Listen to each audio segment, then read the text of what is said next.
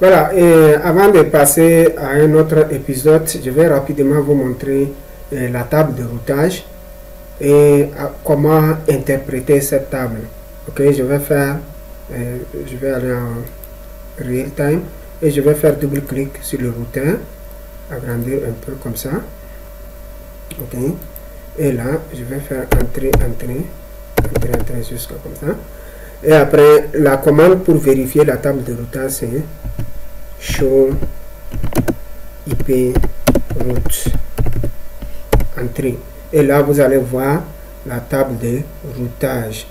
Ok, le routeur est connecté. C pour dire connecté. C pour dire connecté. Ok, donc il est connecté sur ce réseau à travers interface gigabit 0/0.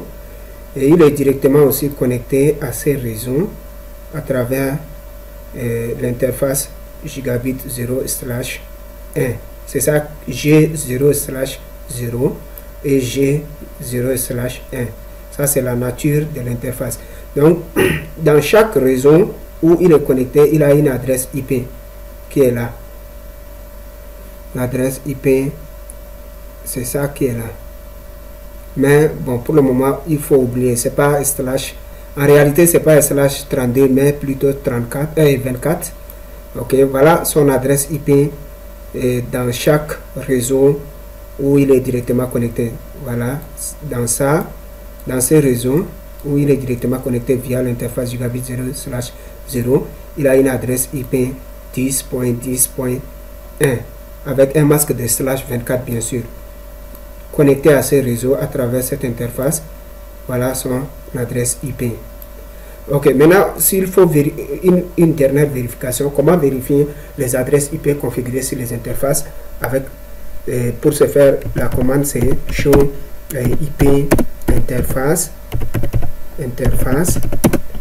brief. Donc, après, on va voir leur abréviation. Et là, vous voyez, l'interface gigabit 0/0, ok, à cette adresse et elle est configurée manuellement et son statut actuel c'est app, c'est-à-dire c'est pas éteint. Le protocole, ça c'est le signal passe quoi. Quand le signal passe, vous allez voir c'est app.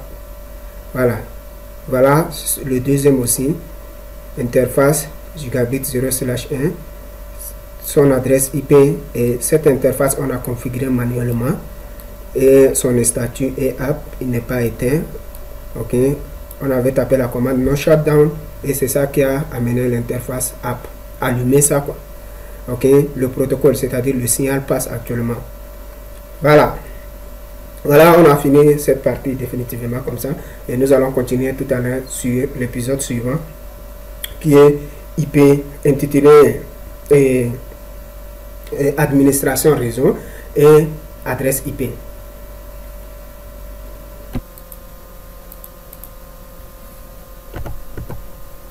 Voilà, maintenant on va fusionner cette partie avec l'épisode suivant.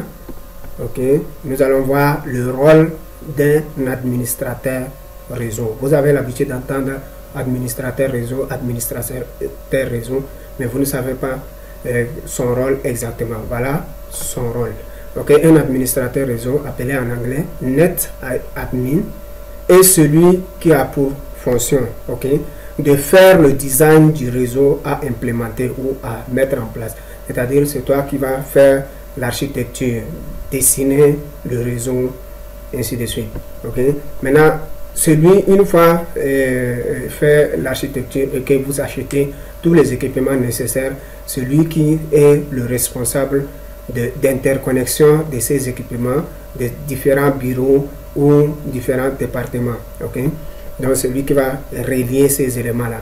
Maintenant, celui qui est le responsable de configuration de tous les équipements, ok, attribution d'adresse IP, les protocoles, les normes à utiliser, etc.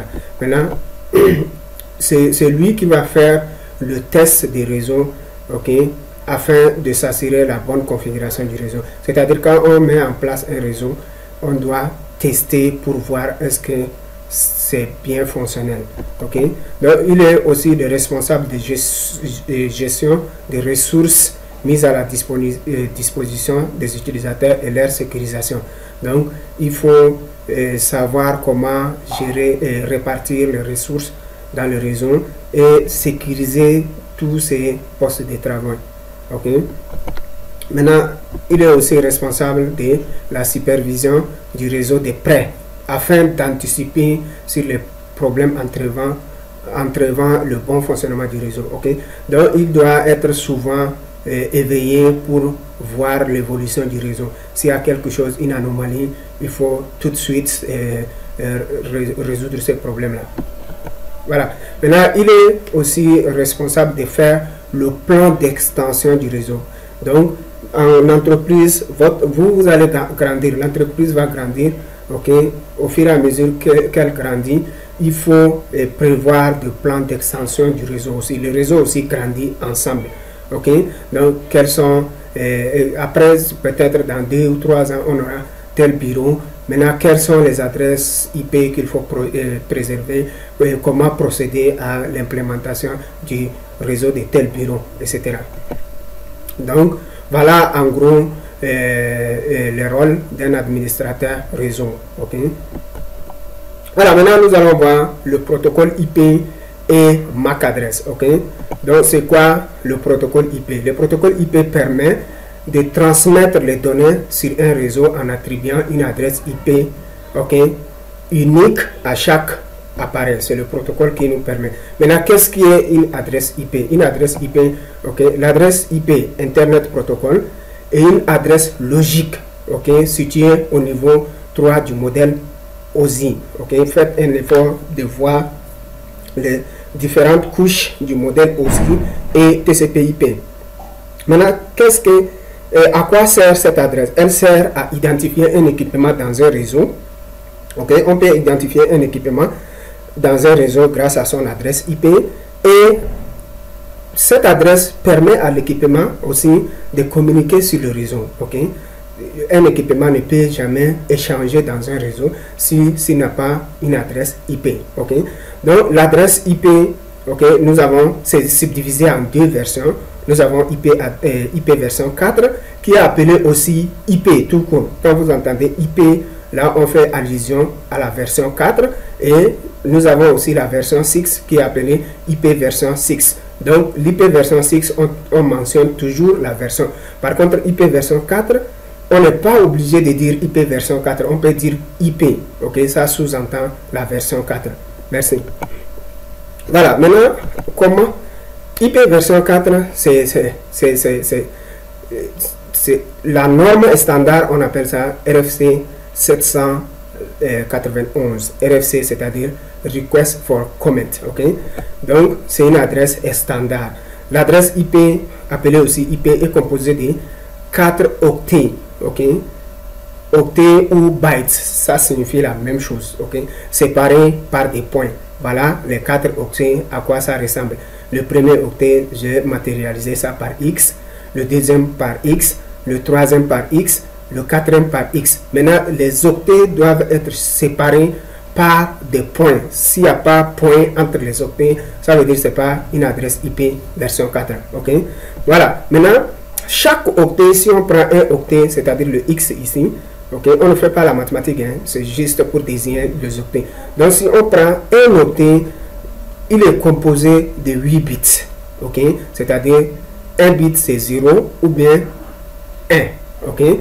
Donc, chaque octet est composé de 8 bits. D'où la taille maximale d'une adresse IP version 4 en binaire est de 8 fois 4. Parce qu'on a 4 octets. Donc, chaque octet, ça fait 8. Donc, soit tu fais 8 plus 8 plus 8 plus 8. Ou bien 8 fois 4 pour trouver le résultat. C'est-à-dire on peut avoir 32 bits. La taille maximale en binaire d'une adresse IP version 4, c'est 32 bits. Ça ne va pas aller au-delà de ça. Ok. Maintenant, chaque octet ou byte commence en décimale. Maintenant, nous, ce qui va nous intéresser, c'est la notation décimale. Ok. Donc, si on prend un octet, sa valeur minimale, c'est 0 et sa valeur maximale, c'est 255. Vous n'allez pas trouver un octet qui dépasse qui a une valeur décimale au-delà de 255. Donc, l'octet peut prendre la valeur 0, 1, 2, jusqu'à 255. Ça, c'est la valeur maximale. OK? Maintenant, voilà comment les octets sont représentés. Exemple, vous voyez un exemple, 100.255.192.0. Donc, chaque octet est compris à une valeur en décimale comprise entre 0 à 255. Donc, voilà les 8 bits. Chaque octet, si on prend ce octet, c'est 8 bits. Celui-là, 8 bits. Celui-là, 8 bits. Celui-là, 8 bits.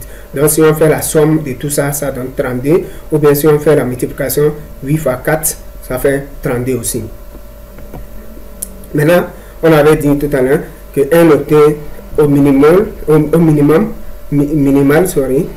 sa valeur minimale c'est 0, sa valeur maximale c'est 255. Donc, chaque octet doit avoir une valeur comprise entre cet intervalle-là, en décimale.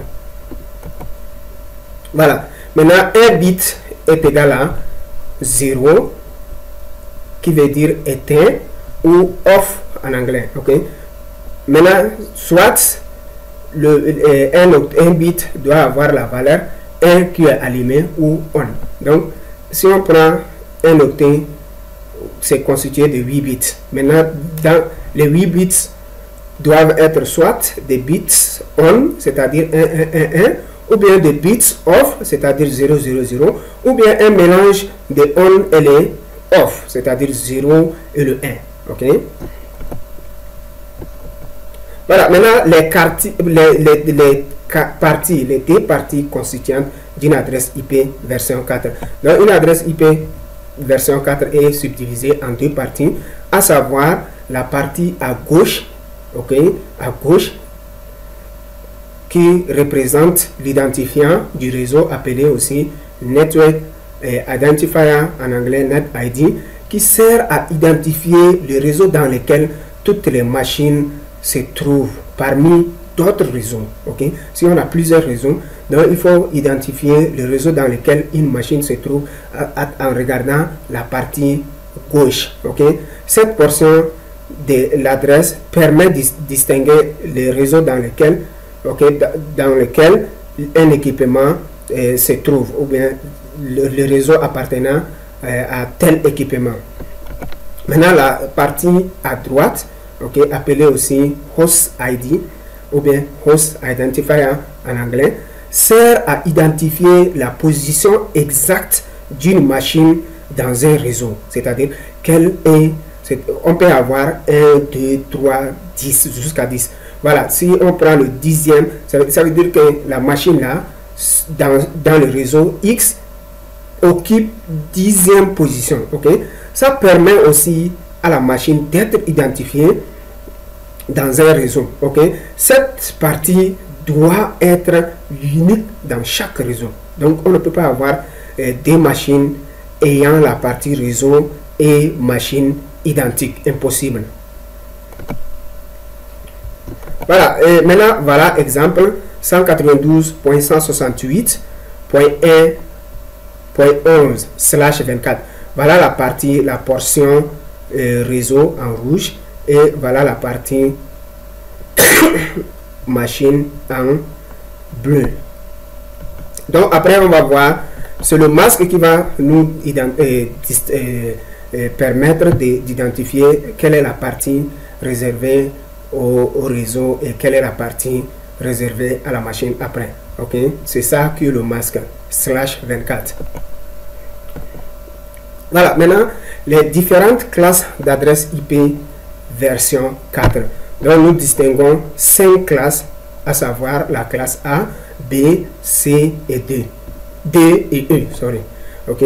Cependant, seules les 3 premières classes, c'est-à-dire A, B, C, sont couramment utilisées pour attribuer des adresses IP aux équipements afin de les permettre de communiquer au sein d'un réseau. Donc on utilise seulement la classe A, B, C pour configurer nos équipements qui se trouvent dans un réseau informatique. Ok. Maintenant la classe D et E ont d'autres rôles. Ok. Voilà. La classe D et E, quant à elles, sont réservées respectivement pour le multicast et usage expérimental. Voilà, maintenant nous allons voir les classes d'adresse à travers ce tableau. Ok, voilà la classe A. Quand est-ce on dira que cette adresse appartient à la classe A, B, C, D, E.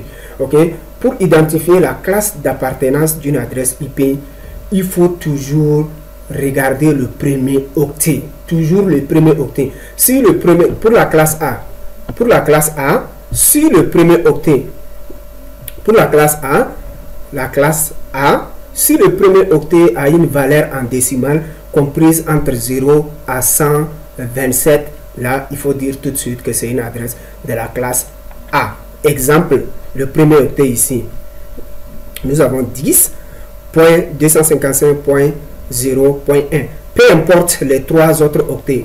Les trois autres octets peuvent varier de 0 à 255. Peu importe la valeur qu'ils vont prendre. Mais le premier octet, c'est ça qui nous permet d'identifier la classe d'appartenance. Donc, le 10 est compris dans cet intervalle de 0 à 127. Donc, tout de suite, il faut dire que cette adresse, c'est une adresse de la classe A. Pourquoi le premier octet commence avec une valeur comprise dans cet intervalle-là. Voilà. Maintenant, pour identifier, voilà, plage valide. Maintenant, il y a des adresses qui sont réservées pour la classe A. Ok, l'adresse, toute adresse qui commence par 0 et toute adresse qui commence par 127 ne sont pas valides. On ne peut pas utiliser ces adresses-là et configurer nos équipements. Ok, donc les valides, les plages valides, c'est de 1 à 126. Ok. Maintenant, voilà, les deux parties d'une adresse IP, les deux portions, on avait dit la partie à gauche qui représente le réseau, la partie à droite qui représente la machine. Donc ici, avec la classe A, c'est un seul octet qui représente la partie réseau, tous les trois octets qui représentent la partie machine. Ok, voilà. Maintenant, pour déterminer le masque par défaut en binaire, il faut convertir tous les 8 bits qui se trouvent dans la partie réseau en 111. Maintenant, il faut convertir aussi tous les bits. Il faut convertir tous les bits qui se trouvent dans la partie machine ou bien host à 000. Voilà le masque par défaut en binaire de la classe A, d'une adresse IP de la classe A. Maintenant, en décimal, le même masque en décimal, s'il faut convertir, ok, s'il faut convertir en décimal, on va faire recours à ce tableau-là. Ce tableau, ok, on va faire recours à ce tableau de D à la puissance, ok. Donc, si tous les 8 bits sont on et les 24 restants sont off, là, on va prendre tous les 8 bits on là, ok. Voilà le tableau D à la puissance 7, D puissance 6, 5, 4, 3, 2, 1, 0.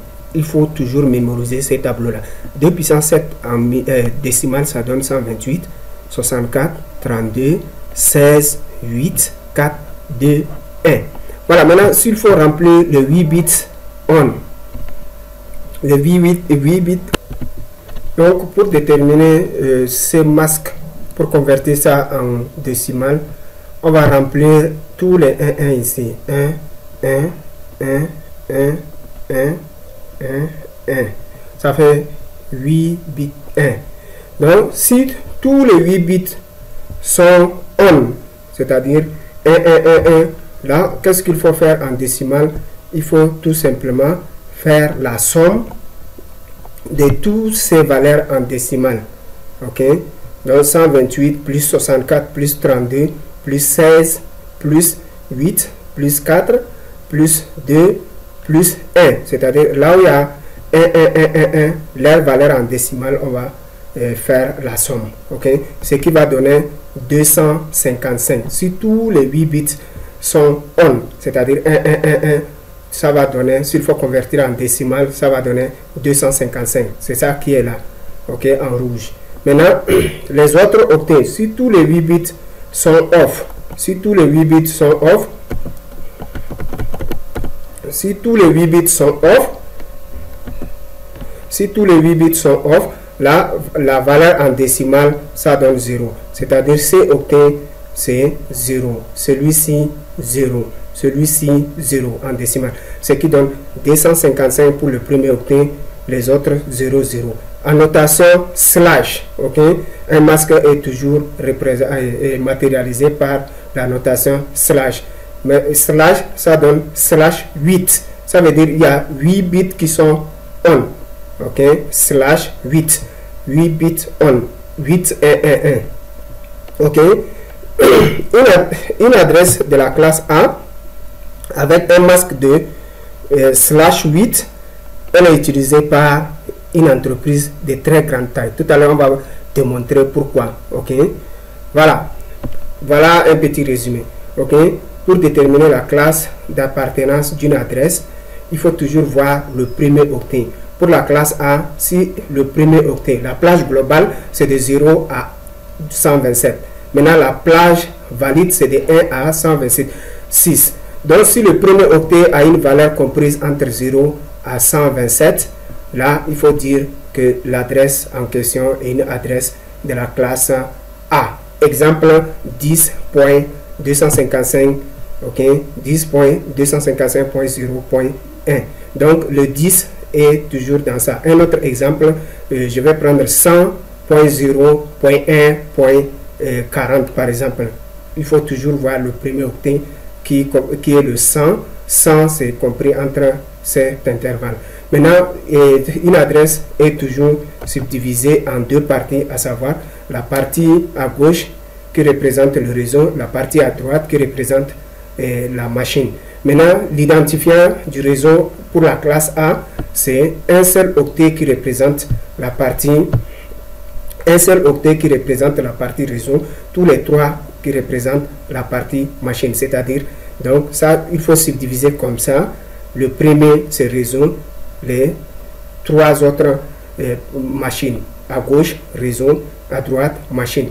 Maintenant, s'il faut déterminer son masque en binaire, il faut convertir tous les bits qui sont dans la partie réseau à 1 et tous les bits qui sont dans la partie machine à 0. Donc on aura 8, 1, 8, 0, 8, 0, 8, 0. Un octet, ça fait 8 bits. 8, 8, 8, 8. Donc ce qui donne 32. Voilà, s'il faut convertir ça là en décimale. Les machines, c'est ça qu'ils tapent en arrière-plan. Nous, les humains, c'est ça qu'on va taper, le masque en décimale. Donc, s'il faut convertir, tu prends le 1, 1, 1, tu prends ton tableau qui est là, ok? Tu remplis le 1, 1, 1, 1, et c'est ça qui va te donner en décimale 255. Et puis, là où il y a le 0, 0, 0, ça donne 0. Donc, 255.0.0.0. Maintenant, en notation slash, ça fait slash combien? Slash les 8 bits là. Slash 8. Ok, usage, on va voir tout à l'heure. Maintenant, on passe à la classe B. Une adresse de la classe B, ok, comment déterminer une adresse si elle est de la classe B?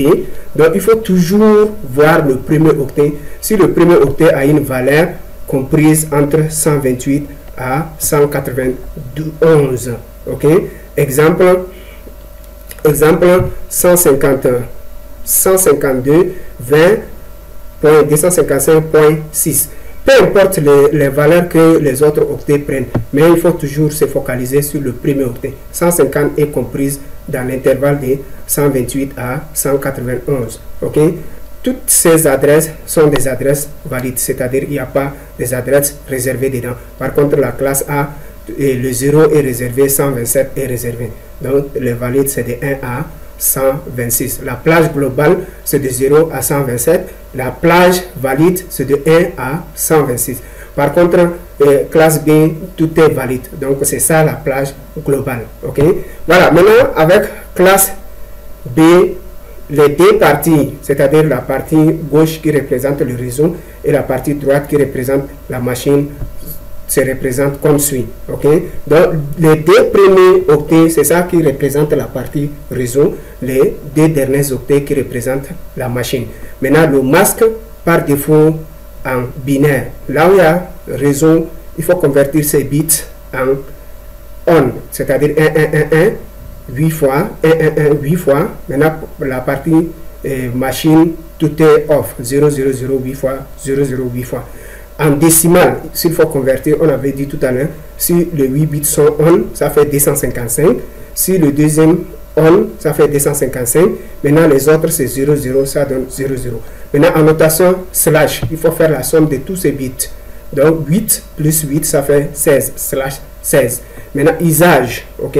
Usage, c'est une adresse utilisée par des entreprises de taille moyenne. On va voir tout à l'heure comment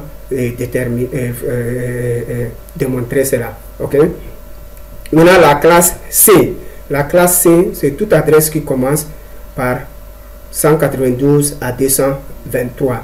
Il faut toujours voir le premier octet. Si le premier octet a une valeur comprise entre 192 à 223, là, il faut dire que c'est une adresse de la classe C. Les autres octets, peu importe les valeurs qu'ils prennent, c'est-à-dire de 0 à 255, ça ne nous intéresse pas. C'est le premier octet seulement. Ok? Maintenant, toutes ces adresses sont valides aussi. Ok? Elles sont tous valides. Voilà, les deux parties, de l'adresse IP. Ok? Voilà, la classe C, les trois premiers octets qui représentent le réseau, le dernier octet seulement qui représente la machine. Donc, qui dit réseau, tous les bits doivent être des bits on, en décimal, le masque par défaut en binaire, tous les bits doivent être on, et qui dit machine, tous les bits doivent être off. Voilà, maintenant, le masque par défaut en décimal, on va convertir ça, 8, 1, ça fait 255, 8, 1, 255, 8, 1, 255, et le dernier, tout est 0, ça donne 0. En notation slash, ça donne combien? 8 plus 8 plus 8, ça donne slash 24. Ok? C'est pourquoi des fois vous voyez des adresses 192.168.10.0 slash 24. Voilà la signification. Ok? C'est des adresses utilisées par les entreprises de taille moyenne en termes de machines. Ok? Voilà. Maintenant la classe D. La classe D, c'est toute adresse dont le premier octet qui commence par une valeur comprise entre 224 à 239. Ok, exemple 224.0.0.9. Donc le premier octet 224 est compris dans cet intervalle là. Sa valeur est comprise dans cet intervalle. Ok, donc ça c'est des adresses qu'on ne les utilise pas pour attribuer aux machines et autres. Ok, c'est des adresses réservées au multicasting. Donc c'est les trois premières classes seulement qu'on utilise dans le réseau informatique pour assigner aux équipements, la classe A, la classe B et la classe C. Maintenant, on empêche de connaître les plages des classes D et E. Donc E, ça commence par 240 jusqu'à 255. Exemple 255.255.255.255. Donc il faut toujours voir le premier octet pour dire telle adresse appartient à telle classe. La classe d'appartenance, ok, pour déterminer, il faut voir toujours le premier octet. Et les adresses de la classe E sont réservées pour le broadcasting ou bien la recherche. Ok, donc bit 1 égale à bit on, 0 égale à bit off. Voilà, maintenant la notation slash est appelée aussi CIDR. Ok, CIDR, ça veut dire Classless Interdomain Routing, la notation slash. Ok, la notation slash ou bien la notation CIDR, Classless Interdomain Routing.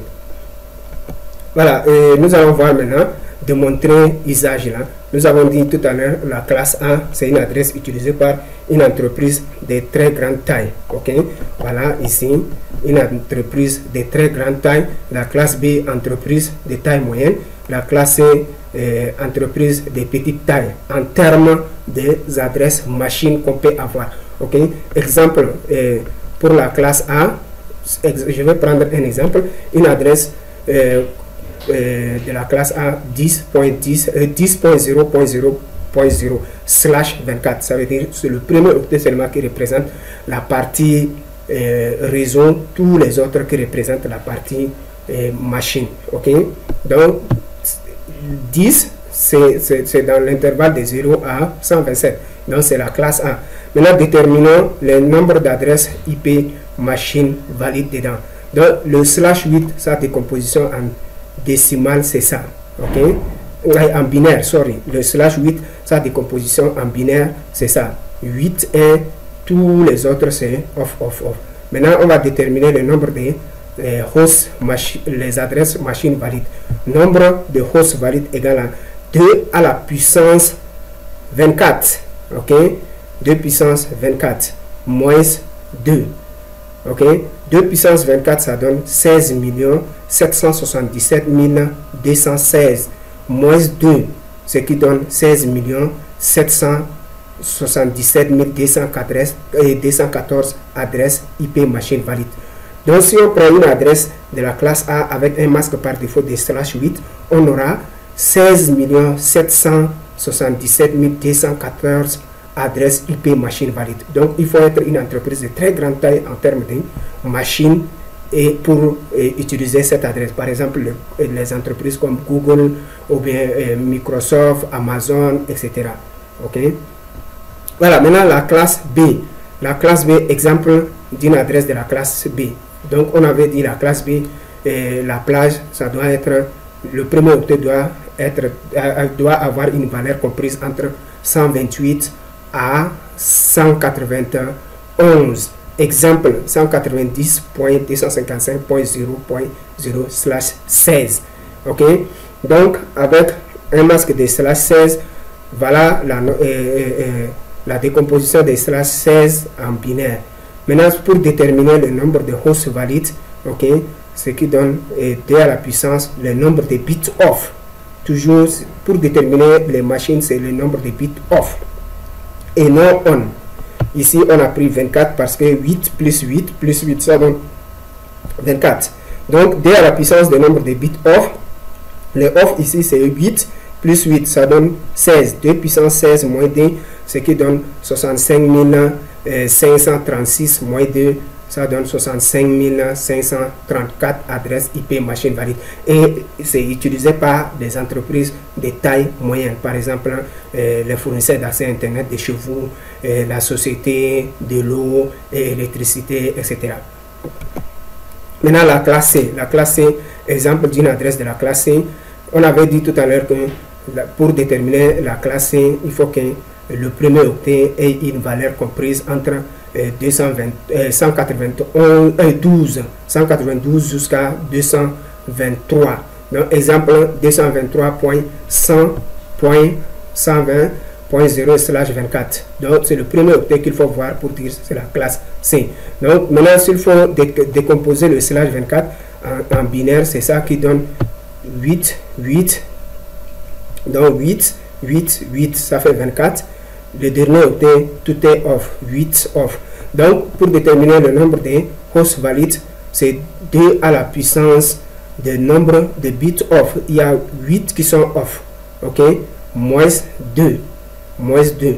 Donc, ce qui donne 256 moins 2, ça donne 254 adresses IP machine valides. Donc, avec un masque de /24, on aura 254 adresses IP machine et c'est utilisé par des entreprises de taille, de petite taille. Exemple, branche d'une banque, ok, ou bien n'importe quelle entreprise de la place. Si l'entreprise n'a pas beaucoup d'adresses machine dedans, vous pouvez utiliser une adresse avec un masque de classe C.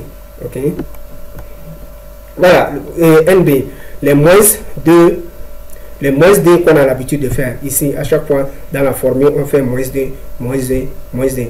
Les moins 2 signifie quoi? Ça signifie qu'il faut soustraire des adresses, ok, qui ne sont pas utilisables.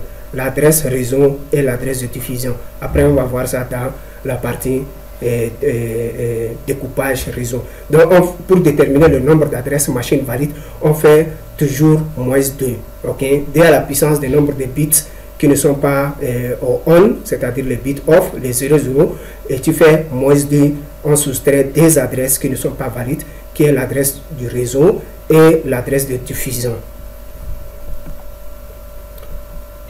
NB.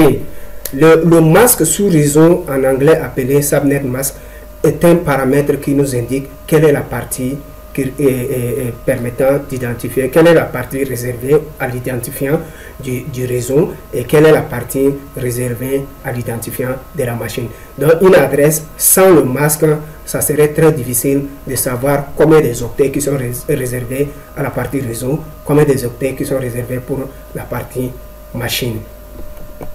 Donc si une adresse IP a un masque de /8 ou bien /16 ou bien /32, ok, peu importe l'adresse, ça peut être 10.0.0.0/8 ou bien 192.00/8 ou bien 100.0.0/16, n'importe quel, si l'adresse a un masque de /8 ou bien 16 ou bien 24 ou bien 31, alors automatiquement cette adresse est appelée une adresse classful.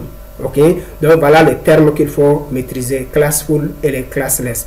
Ok, maintenant classless, c'est toute adresse dont le masque ne figure pas parmi ces quatre là. Par exemple /9, /10, /11, /12 jusqu'à /15 et /17 jusqu'à /23, de /25 jusqu'à /31. Ces adresses sont appelées des adresses classless. Donc voilà en gros les adresses IP.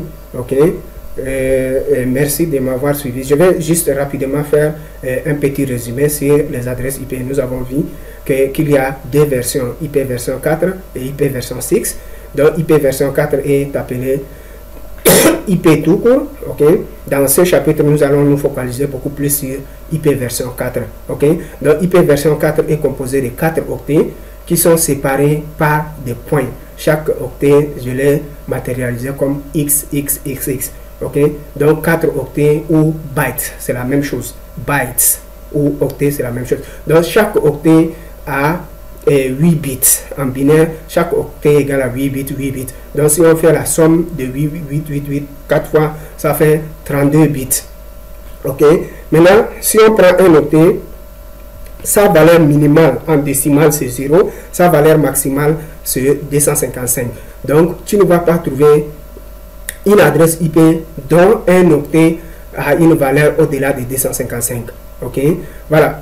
Après nous avons vu aussi les deux parties d'une adresse IP version 4. Nous avons dit la partie à gauche qui représente le réseau, la partie à droite qui représente l'identifiant de la machine. Ok, maintenant nous avons vu les différentes classes d'adresse IP version 4. Donc on a 5 classes, à savoir la classe A, B, C, D et E. Maintenant pour identifier la classe d'appartenance d'une adresse IP, il faut toujours voir le premier octet. On a 4 octets. Donc le premier octet, si ça a une valeur comprise entre 0 à 127, ok, là il faut dire automatiquement c'est une adresse de la classe A. Mais maintenant, si la valeur est comprise entre 128 jusqu'à 191, il faut dire ça c'est une adresse de la classe B. Si la valeur est comprise entre 192 jusqu'à 223, là il faut dire de la classe C. Si la valeur est comprise entre 224 à 239, là il faut dire c'est la classe D. Et si la valeur est comprise entre 240 à 255, là il faut dire c'est une adresse de la classe E. Ok, maintenant nous avons vu la classe A, c'est utilisé par les entreprises de très grande taille, la classe B utilisée par les entreprises de taille moyenne et la classe C par les entreprises de taille de petite taille en termes des adresses machines. Ok, voilà, nous avons vu aussi comment déterminer les masques par défaut en binaire et en décimal. Donc c'est très important de maîtriser les masques par défaut en binaire et la décomposition en décimal, la décomposition en binaire et la conversion en décimal et la notation slash pour la suite de cet épisode. Donc merci de m'avoir suivi et à nous revoir pour un nouveau épisode. Et là-bas on va voir comment faire le découpage réseau. Ok, on va prendre une adresse globale et selon le besoin, comment il faut découper cette adresse globale en plusieurs sous-adresses réseau. Merci.